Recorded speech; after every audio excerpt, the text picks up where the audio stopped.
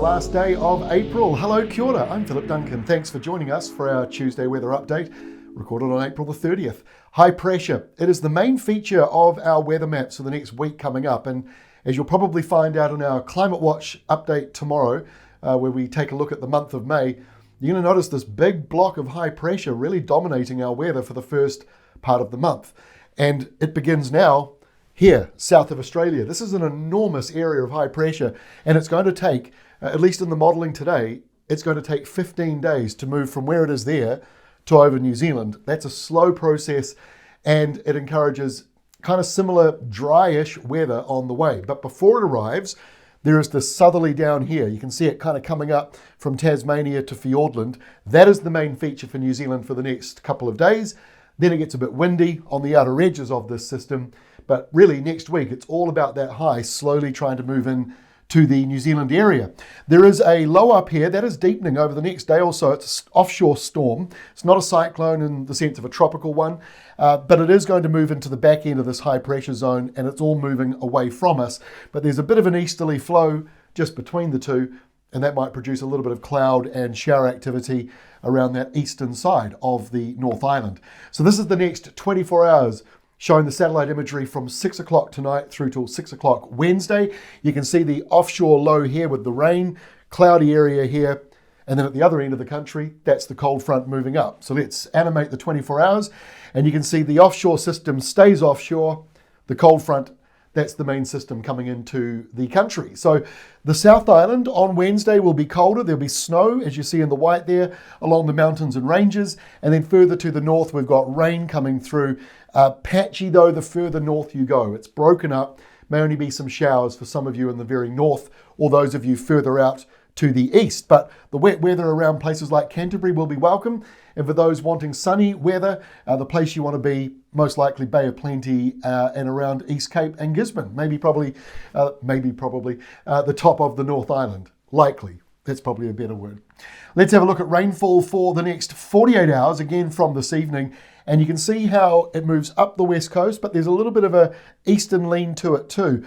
It's reduced a little bit on where the numbers were the other day for Canterbury, which for those who do want wet weather, the totals there not too huge, 10 to 20 millimetres for the most part. And into the North Island, driest weather again along the eastern and northeastern areas from the top of the country down to about Hastings and Napier. And also down here around Southland towards coastal parts of Otago, you're seeing a few showers caught up in that colder change. Temperatures there are certainly about to drop.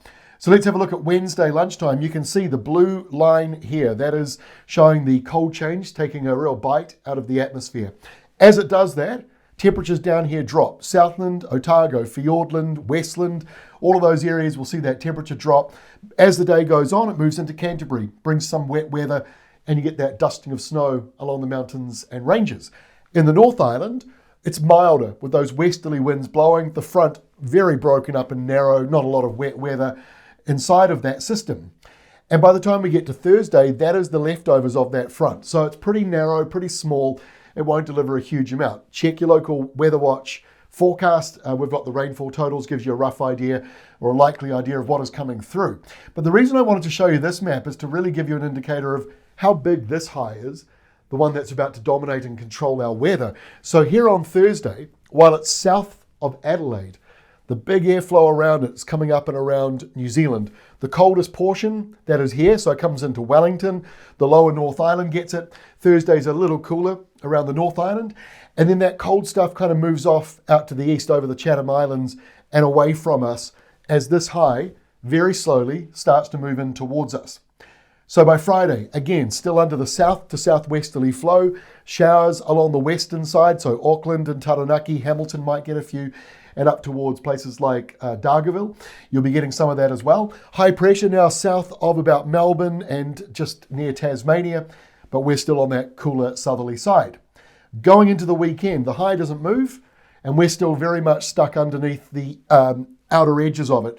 Not as windy though on Saturday, still a couple of showers around here and there for the North Island, a couple of showers around coastal parts of Southland and maybe the west coast.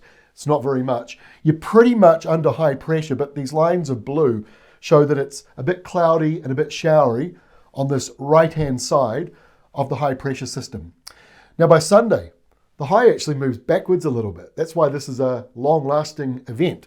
It goes back again more towards south of Adelaide. Now that means the windier sou'westers return to New Zealand a wee bit, but there's another area of high pressure forming over here with that cooler change that just came through and calmed down. Perfect recipe for high pressure.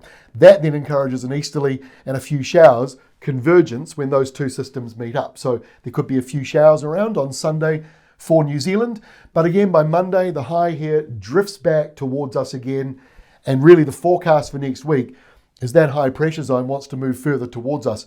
You can see the cooler southerly here again on Monday. There's a bit of a cooler change coming in there, but mostly that high is the main feature controlling New Zealand's weather.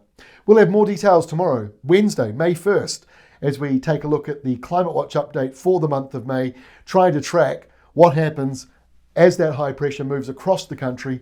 But really, I guess many of you want to know what happens after it. So we'll try to answer that. But if it lingers for a couple of weeks, then that's at least half of May that's going to be dominated by that high pressure zone. So we'll be keeping a very close eye on it. It doesn't mean it's entirely dry. You can have systems like this that come down and bring some wet weather, and a southerly coming up here. So there's still some room for change, but we'll be taking a closer look at that big high pressure system in our updates from tomorrow, May the 1st. We'll see you then. Have a great rest of your day.